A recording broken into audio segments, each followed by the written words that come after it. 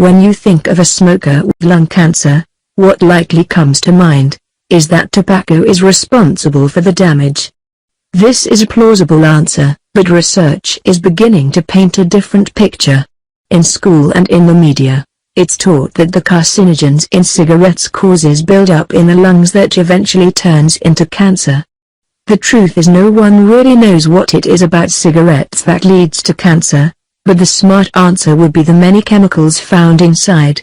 Integrative medicine doctors recommend never putting chemicals in your body if you want to prevent cancer. There have been countless studies that have researched the effects of cigarettes and the link to cancer. What was found was that there's something else inside of cigarettes that acts as the prime culprit of lung cancer. In the integrative medicine community, it is believed that the main culprit can potentially wreak havoc on our food supply. It could also point to there being carcinogens inside of foods that have been genetically engineered, including tobacco. However, there's no actual evidence of this yet. So what's the primary culprit for lung cancer? Polonium-210 was found inside of cigarettes. This is a highly radioactive element. As it decays, it releases alpha particles. Although these can't penetrate deep into your system, they can cause all sorts of damage to the cells that it does interact with.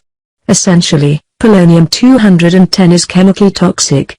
Those who have high concentrations of toxins in their body can visit an integrative medicine doctor in your area to obtain services like chelation and ozone therapy. These are sometimes used in conjunction with alternative cancer treatments.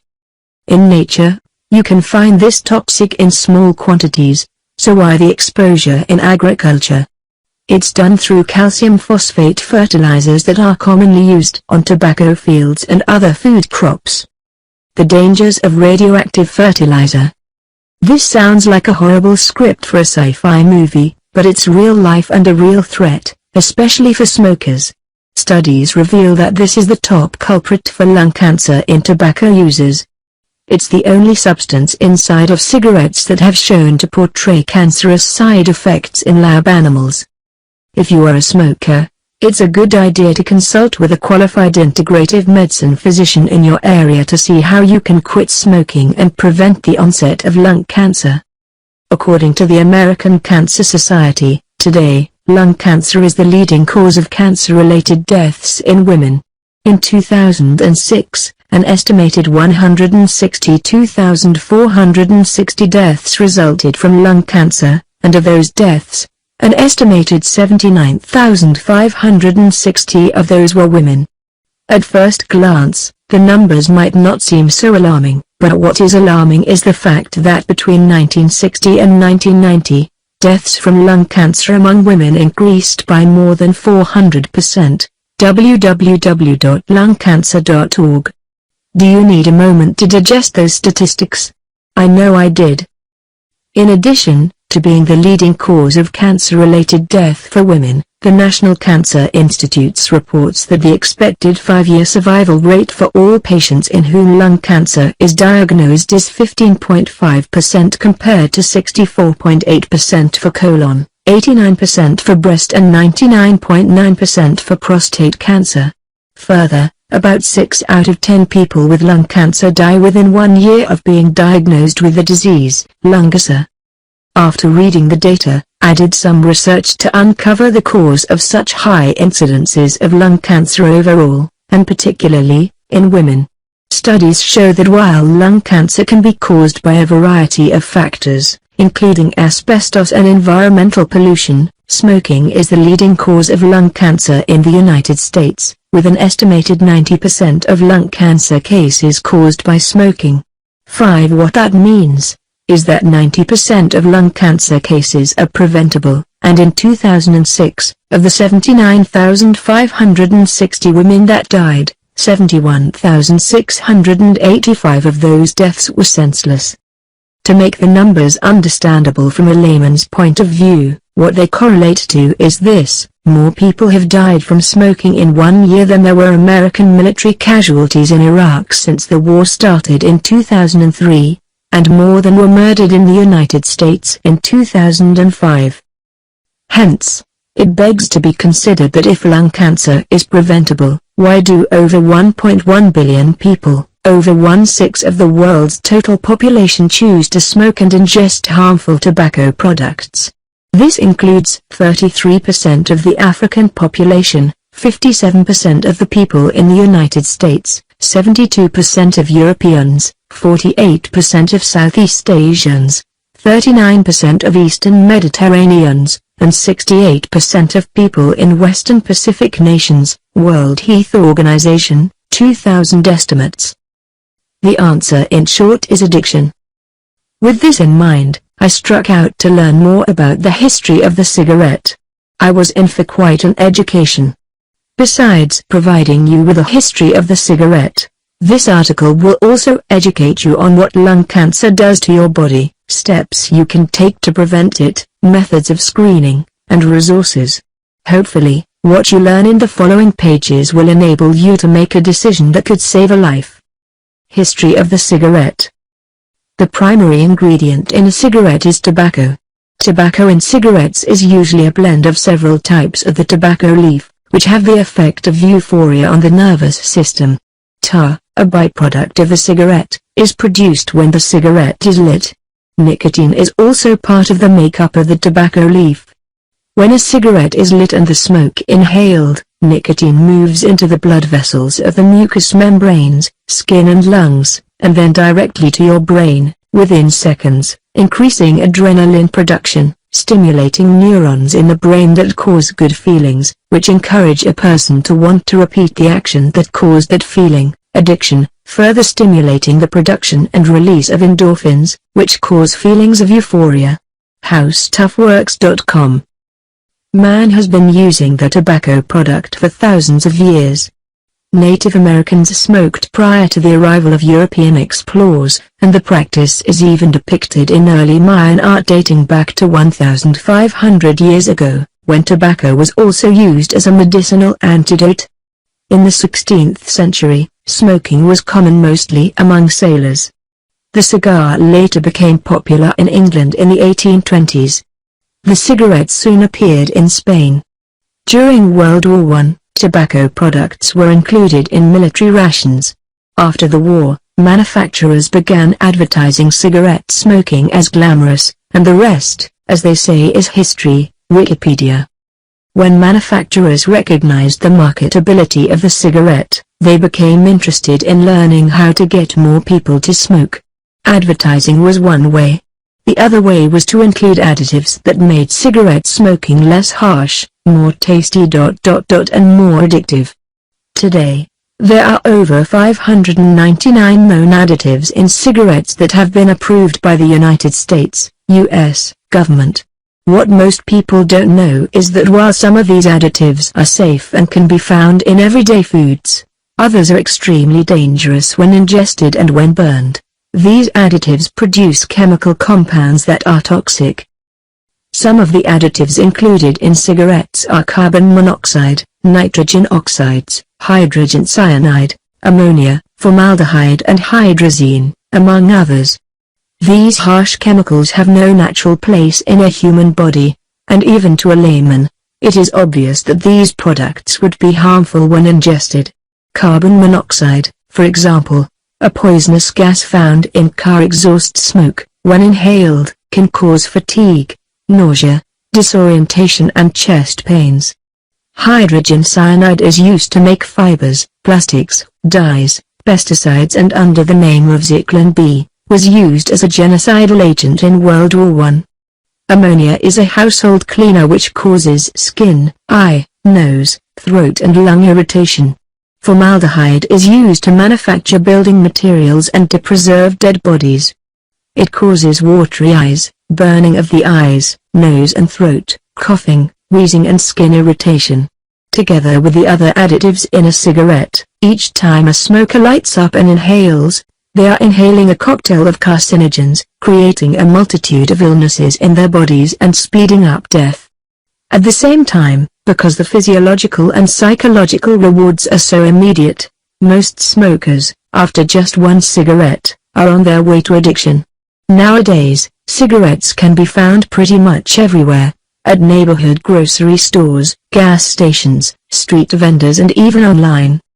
Seizing on the lucrative business of addiction, cigarette manufacturers produce approximately 5.5 trillion cigarettes globally each year. China, the United States, Russia, and Japan, the four largest producers, manufacture just over half of the world's supply. In 2004, China produced 1.79 trillion cigarettes, 32% of the global total. The United States produced 499 billion, 9% of the total. www.worldwatch.org web link. There are billions of dollars spent every year to target current smokers and recruit new ones. According to the World Health Organization, WHO, major manufacturers like China National Tobacco Company, China, Altria Group Incorporated, previously Philip Morris Companies, USA, British American Tobacco plc, UK, Japan Tobacco, Japan, R.J. Reynolds Tobacco, USA, Riemtsman, Germany, Altadis, France and Spain, among others, spend a lot of money to market tobacco. The United States alone spends over $10 billion.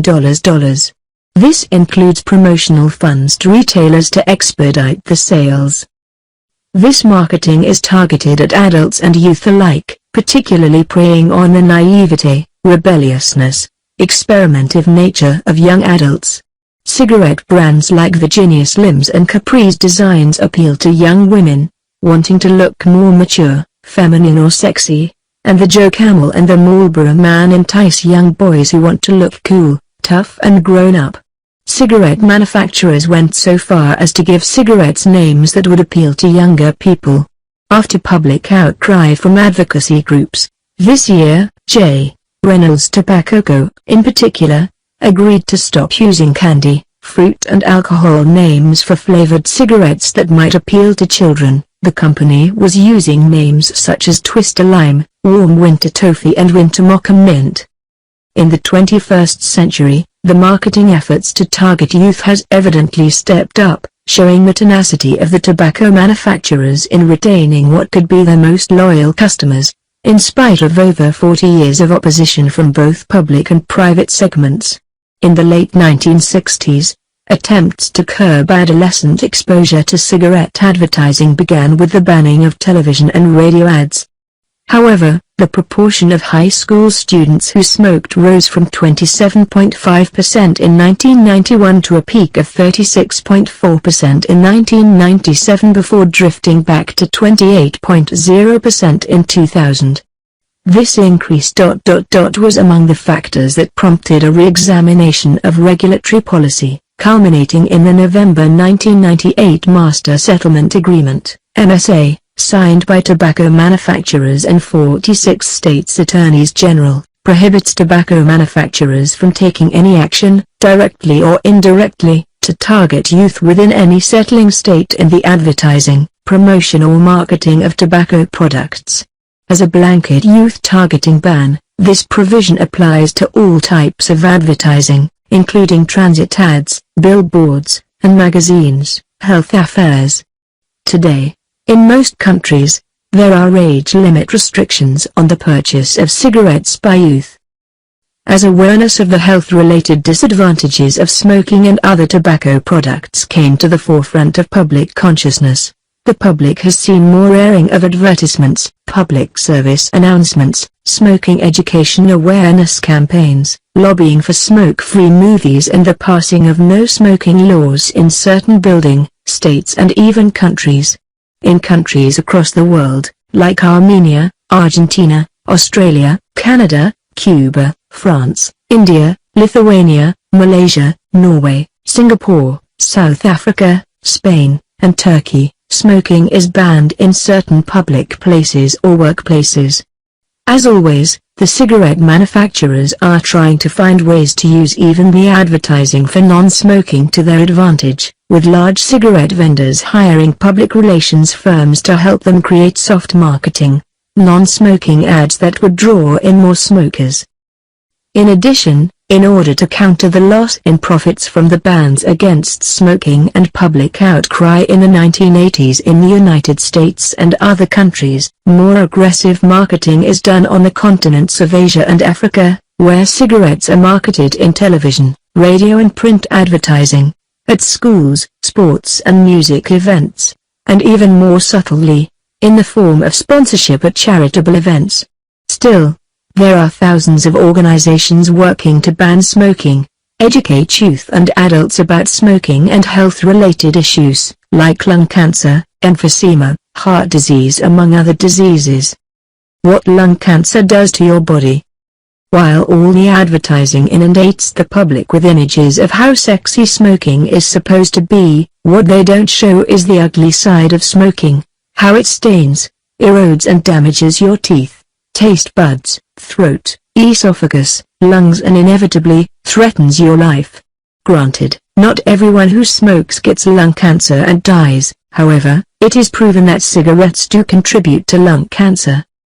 Lung cancer occurs when cells start to grow uncontrollably in a random fashion, causing tumors in the bronchial tubes, mucous glands, and near the air sacs and surface of the lungs. These tumors grow rapidly into larger tumors and can eventually spread throughout the body and into the chest, bones, spine or other organs.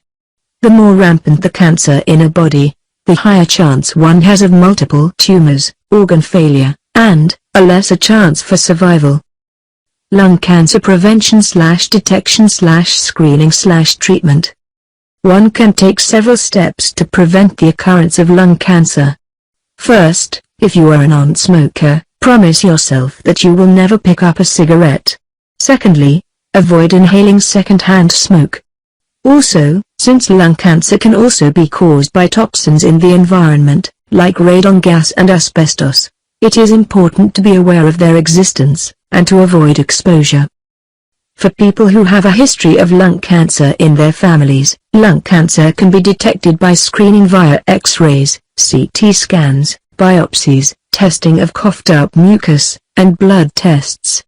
Lung cancer, in its early stages has no noticeable symptoms, however, as it progresses, lumps, coughing, blood-stained phlegm, breathlessness, chest pain, recurrent pneumonia or bronchitis, weight loss and fatigue can occur. According to lungcancer.org, there is currently no approved screening test for lung cancer that has been proven to improve survival or detect localized disease. However, there are many studies underway to find an appropriate screening tool. If detected early, lung cancer can be treated, depending on the type and extent of the cancer. In instances where the cancer is localized in the lung, surgery can remove the tumors. When the cancer has spread beyond the chest, chemotherapy and radiation are used as treatment. Some patients can even elect to have lung transplants, where the diseased lung is replaced by a healthy one. Resources, initiatives. For those trying to quit, the good news is that there are a myriad of resources, nationally and internationally, to help people quit. International agencies like the Environmental Protection Agency, EPA, and the World Health Organization, WHO, have extensive data and resources on their websites to educate the public about the dangers of smoking. In 1998, WHO established the Tobacco Free Initiative, TFI, which is dedicated to framing global tobacco policy and focusing international resources on the global tobacco epidemic. The American Cancer Society, the National Cancer Institute, and lungcancer.org are among the many organizations that provide information, education and resources to help smokers quit. There are telephone, online, group and one-on-one support groups, government and community funded that provide counseling. Some people use in therapy, various medications, including the patch, hypnosis and nicotine pills to assist them in quitting. One of the most important factors in quitting and sticking to it is having a strong support system. If you are trying to quit or help someone to quit, keep in mind that cigarette smoking is extremely addictive and that people trying to quit can experience anxiety, depression and irritability, as they crave the nicotine their body has become accustomed to ingesting. Because of how addictive nicotine is, some people give up quitting or experience relapses in smoking after only a short time. Thus, it is very important to get lots of support from family and friends, since they can provide reminders of the benefits to quitting. Other risks. Besides the risk of getting lung cancer, there are a multitude other health-related illnesses that can develop due to smoking, including heart attack and stroke, blood pressure, respiratory diseases, cancer in other parts of the body and cardiovascular diseases. People who smoke also put others around them at risk. Women who smoke give birth to babies with lower birth rates, children of parents who smoke can develop respiratory illnesses, and people who inhale second-hand smoke have a higher risk of developing lung cancer or other smoking-related disease. National Cancer Institute. Then, there is the economic downside to smoking.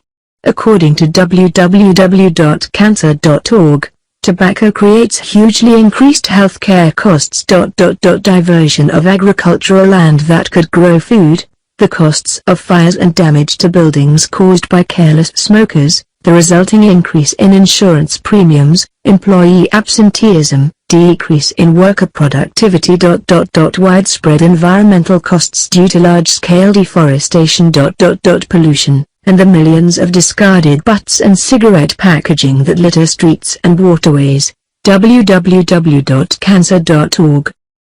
In the USA, between 1997 and 2001, tobacco smoking resulted in $92 billion of annual productivity losses. Worldwide, smoking accounted for 10% of fire deaths.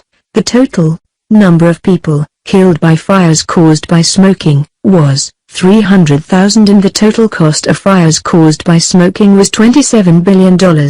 In 2003, cigarette litter accounted for 34% of the trash collected along the world's coasts. Every year, children start 1 million fires using lighters, and as of 2005, the economic costs to the economy, healthcare included, was upwards of $300 billion. www.cancer.org. Benefits of not smoking. On the upside, there are a myriad of benefits to quitting smoking. You can prevent health-related illnesses like emphysema, heart disease and lung cancer by never smoking or quitting smoking as soon as possible. Quitting as soon as possible can improve the quality and longevity of your life. According to the National Cancer Institute, there are almost instant health improvements when a person quits smoking. Within just a few days of quitting, a person's sense of taste and smell return, and breathing becomes easier. Blood pressure, which becomes elevated while smoking, begins to return to normal. Research has shown that people who stop smoking before the age of 35 reduce their risk of developing a tobacco-related disease by 90%, but older smokers can also benefit greatly from quitting.